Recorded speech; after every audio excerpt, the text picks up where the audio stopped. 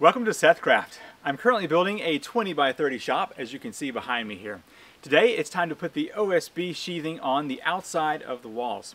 I'm going to be using 7/16 OSB, and that's going to start here at the bottom plate, go up to the 4-foot mark for the first sheet, 8 foot wide, and then it's going to go up to the 8 foot up top, and I'll have 2 more feet at the top later on. So there is plenty of work ahead of us. All right, let's go ahead and get started.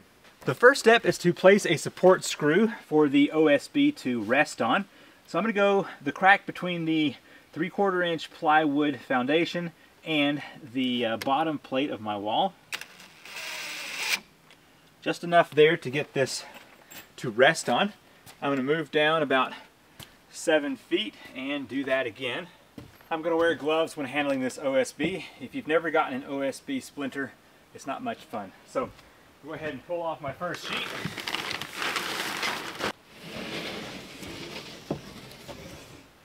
Now OSB has 2 sides, a smooth side and a rough side. The rough side has markings on the 16 and 24 inch for stud placement. So I want the rough side to face out because it has my lines. Let's go ahead and pick this up and get my impact driver first. Go ahead and pick this up and set it on our support screws.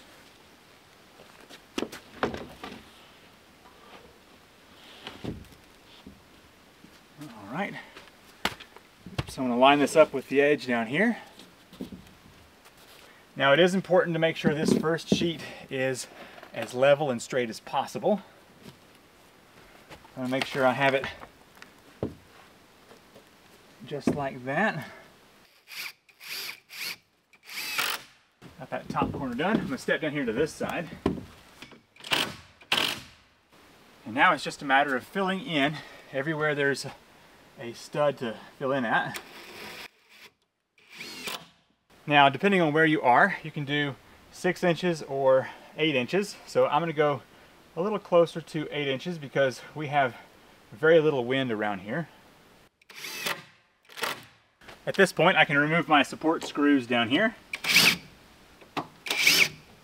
Now, besides just going around the perimeter of the sheet, I'm also going to go down the stud. So as you can see right here, there is a king stud behind this piece of OSB. And so I can follow this dotted line here, and that will give me the position of that stud. And I can go down the middle of the sheet here as well. I have the first sheet done. It's time to move on to the second. So once again, I'm going to take my 2 screws. They're going to act as a support. Place it right there in the line between the bottom plate and the plywood. Give myself a little shelf to set this on. I'm going to get this sheet placed on top of my support screws here. And now the gap between the 2 pieces needs to be 1/8 of an inch. The reason for that is I don't want this to have any swelling and cause issues with buckling or breaking in the future. So I want to scoot this together. All right, and then oftentimes a good tool to use for measuring the gap is to place a screw or a nail in between your sheets. You can remove this later if need be. That right there will represent my 1/8 inch gap. Do the same down here at the bottom. Just going to use these screws to get this attached. Pretty cool. Alright, we got our 1/8 inch gap in there, and also have these attached here. Because of the layout of my walls, I have 2 sections of OSB that land on studs at the 8 foot mark, and then this one over here lands on the 8 foot. And so from here to here, I want to cut this at 6 foot to bridge this gap here. So hopefully on the next run up here, I will start with a full sheet and a full sheet, and then have the 6 foot gap over there and then the full sheet. That way I will stagger these a little bit. But to be honest, I think that with what I've got here, it's going to be more than strong enough. But anyhow, I just wanted to make sure that what I need here is 6 foot. It should be. Yeah. I may cut it just slightly smaller than 6 foot to give us that gap that we need for the 1/8 of an inch on both sides. There we go. And now I can use my square to transfer that mark across here.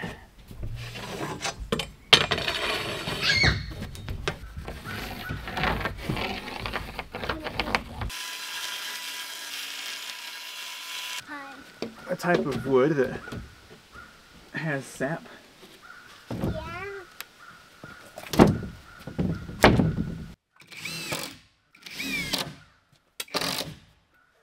I just finished the first course here on the bottom, and now I'm going to be moving up to the next one. So just like with the previous side, I need to have an 1/8 of an inch around each side, which means I can take my screws once again and go right in here along the top of this sheet. And luckily that also acts as my support piece once again to be able to hold up these sheets whenever I get them installed. You'll notice I have a window right here. I'm going to go ahead and cover that up with the OSB, and I will cut it out here in a future video. Now it's totally worth doing this with somebody else if you have somebody to work with.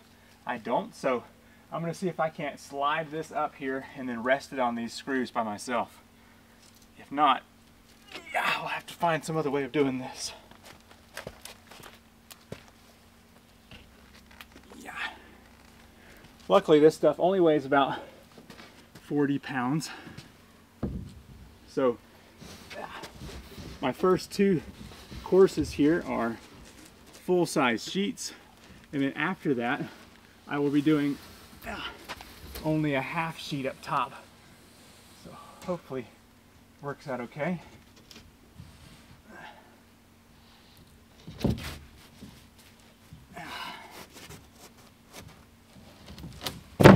Okay. All right, got that.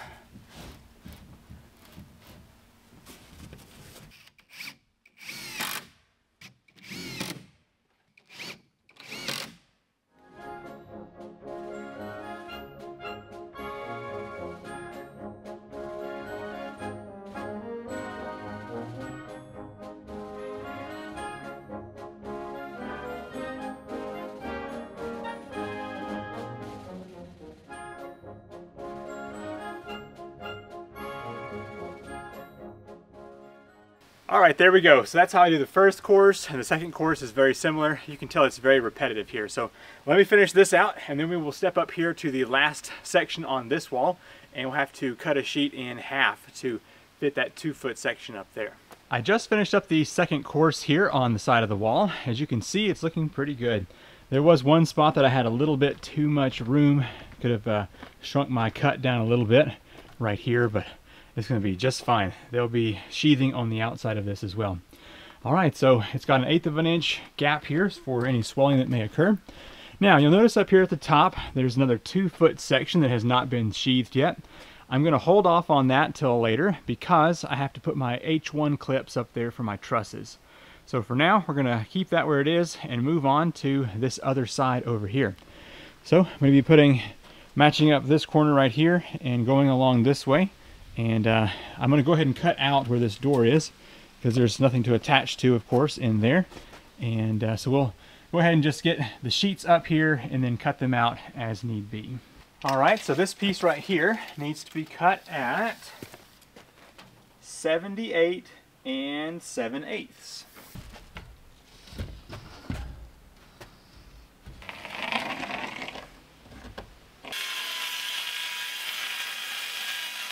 Just like installing the other sheets, I'm going to put a screw right here between the floor and the bottom of our wall.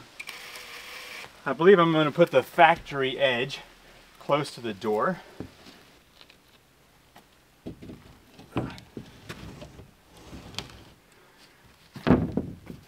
It's a lot easier when it's closer to the ground like this, that's for sure.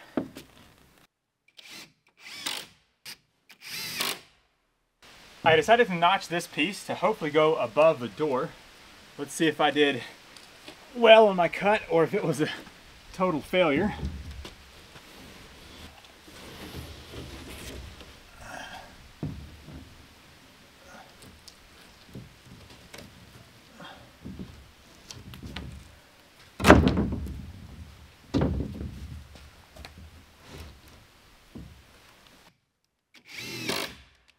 Whew, it's 85 degrees and humid out here today.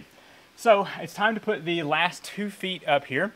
Now it is exactly 24 inch from the top plate down to this level right here, but I don't want to put my sheet all the way up to the bottom of my H1 clip that I've installed, because the trusses may hit that and it would interfere. So I'm going to cut this at 23.5 inch up here and then 8 foot long, and I'll start sheathing these open spaces as well.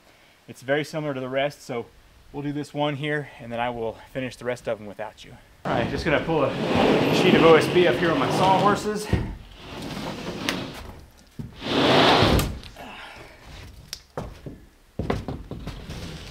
Now, because I'm ripping this down the middle, I'm going to take some scrap blocks and put it on top of my sawhorses.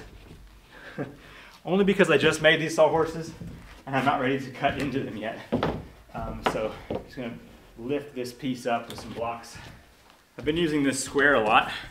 I bought this at Lowe's for, I think it was $12. But anyway, it's really nice to have. So, all right, starting on this side, 23.5. Slide this down.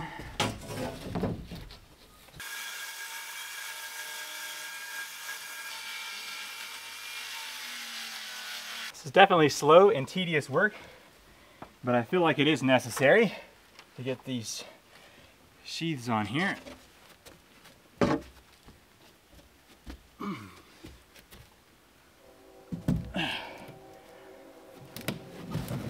8 foot by 2 foot is just manageable.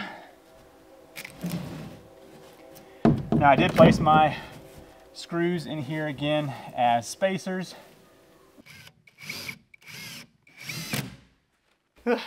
I'm down to my last piece here.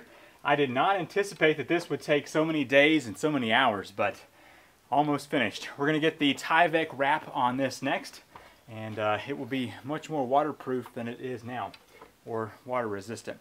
All right, let me get my spacers in here.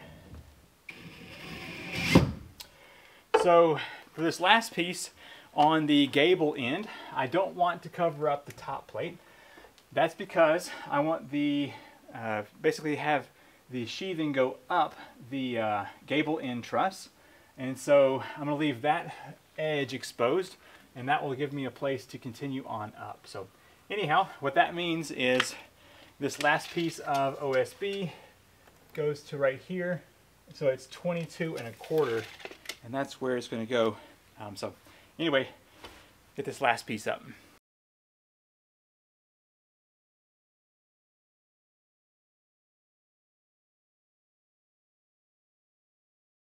Six hours and 2 sweat rags later, I now have all of the sheathing here on the entire building from the bottom up to the top.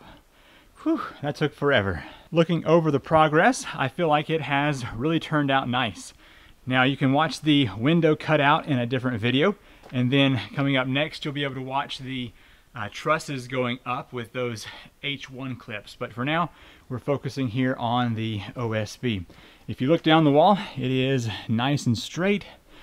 And over here at the door, I just placed sheets around, and I think it turned out pretty good. So that's already cut out and ready to go. Now I still have to come back and cut out that bottom plate for that door, but that can be done later. Whew, very nice. All right, on to the next step. Now that I have all of the OSB on the walls as the sheathing, it's time to install the Tyvek.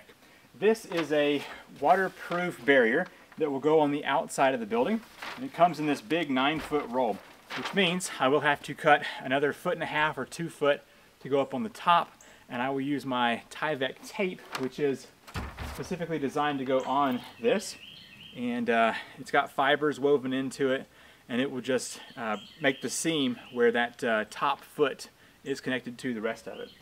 I'm also going to be using these plastic cap nails, and those are basically just a little plastic cap on one side and a nail on the other, and that will go quite frequently along the wall here. Now if you have the stapler that will apply these, it makes it go a whole lot faster. I don't, so it's going to be just hammer. Now I've noticed over the years of doing this that I actually take a needle nose real quick, hold onto the plastic cap nail, and just pop it with the hammer and move on to the next one. That way I'm not trying to like hold it with the finger and tap it in, and it's just a big hassle. So needle nose pliers, if you don't have the stapler, is very handy. All right, let's go ahead and get started. I'm going to pick a corner. I believe this one right here that we're already at, and I will put one plastic cap nail in and then move to the end of this wall and then line up the bottom and put another one in, and then come back and get the top.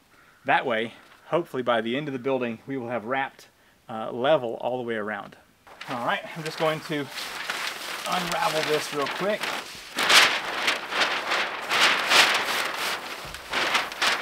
If you have a second person, it does go by quicker, but I'm doing this whole build by myself.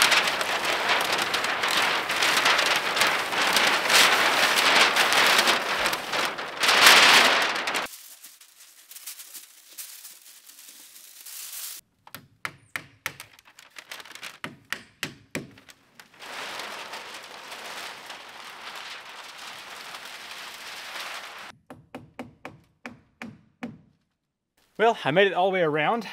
It's kind of close quarters back there, so I didn't bring you with me, but I've overlapped by about 2 feet. I'll go ahead and cut this.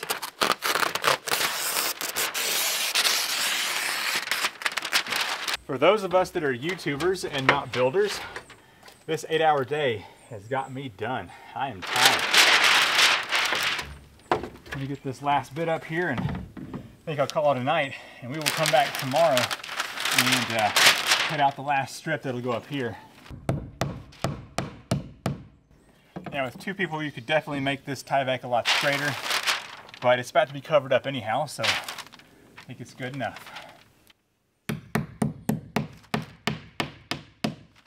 Oh man, definitely not used to that. How bad's my sunburn? I'll have to check it out. Well, one thing I learned years ago is that if you don't cut out your doors pretty quick, a big gust of wind can rip out the plastic cap nails. So I'm just going to take my door here and step back about almost a foot, honestly, because I want to have enough extra Tyvek to work with. So I'm going to step back and just cut this out.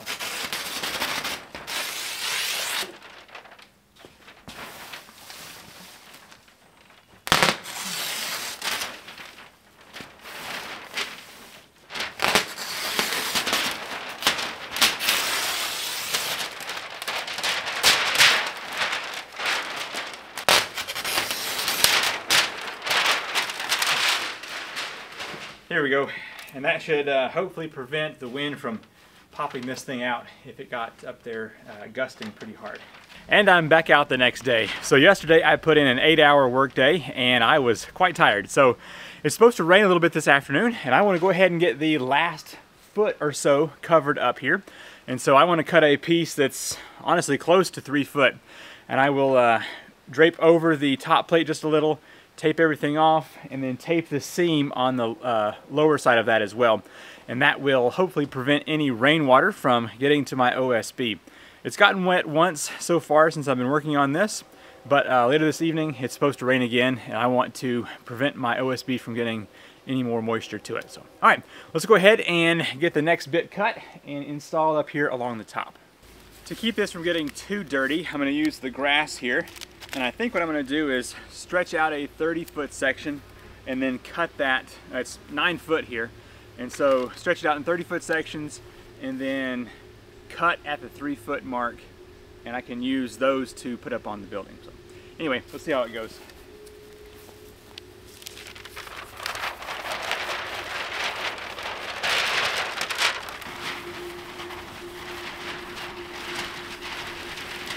Okay, that's about the end of the roll, and so in order to get all 4 sides, I better cut this at only 2 foot and get all 4 pieces out of this. Otherwise, I might not have enough.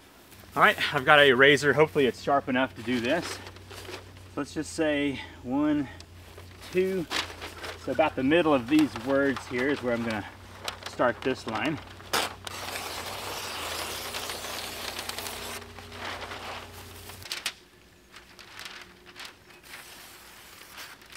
I did a quick test run on this side. Not too pretty, but it's up there. So I think that's what I'm gonna do on the other side as well. So what I learned is that Putting the cap nails here is not very easy on this initial side, so what I'm going to do is climb up a ladder inside and tape it to the top, and that way I can just stretch it across and then add my plastic cap nails.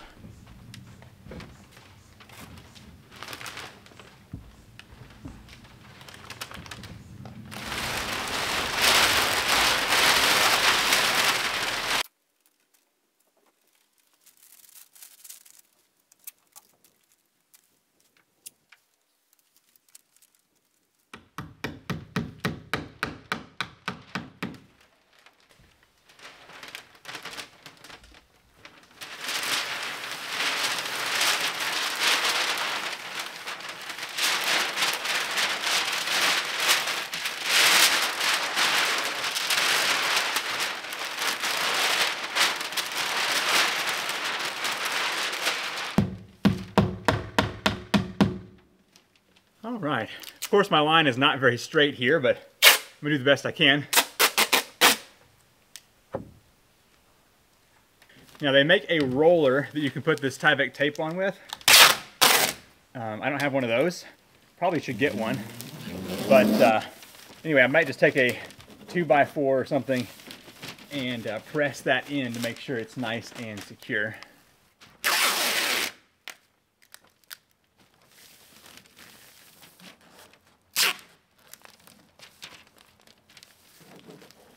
The exterior wall sheathing and Tyvek is done. It took me a lot longer than I anticipated. Whenever I started, I was putting the 4x8 sheets up on the bottom and it was going real quick and I was enjoying that. But as soon as I stepped up on that 12-foot ladder, things slowed to a crawl. The Tyvek is not as smooth as I typically would like, but you know what? As soon as I put the exterior siding on there, no issues whatsoever. So let's take a look around this real quick before we close this video out. This side here wound up being pretty smooth with the Tyvek. I've got one pretty much solid piece of tape all the way across on that first seam. I had to do a couple different sections over here, but once again, it's not too bad. Now, one mistake I made was not going low enough on this Tyvek in the front, and so I had to add another little piece down here, which I may trim up a bit later. All right, since I've already covered up all of the OSB on the outside, let's step inside. Oh, a lizard. Let's step inside here. There was only one place where I had a little bit of issue, and it was right here. You can see I added this one block because this sheet did not go close enough to the edge, and so I added one block there and then used some longer screws to get it attached. But everything else lined up very well on a stud, and I was really excited to get that step completed. This really makes the walls nice and strong, and that means whenever we put our trusses on next, it will be prepared for us to have a little bit of weight up there. All right, very nice. Now you'll notice that I do have my blocking in here, which means whenever I go to insulate, I will have to cut just a little bit less than 4-foot sections on some of these and slightly more than 4 foot on others, which should equal out here in the end. But I'm very pleased with it. This step right here took a long time, but I feel like it's necessary.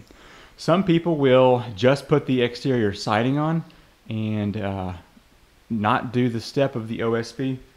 I feel like that's a mistake for building this size, and so that's why I went ahead and did the OSB on here. Thank you so much for watching this video in the series of me building a 20x30 shop studio space. If you've enjoyed the video, be sure to hit that thumbs up button and make sure you are subscribed because I have lots more content planned for this space back here. The next step in this build is to set the trusses up here, which might be quite entertaining since I'm working alone. All right, thanks for watching. I'm Seth with the SethCraft Workshop, and I will see you in the next video. Bye.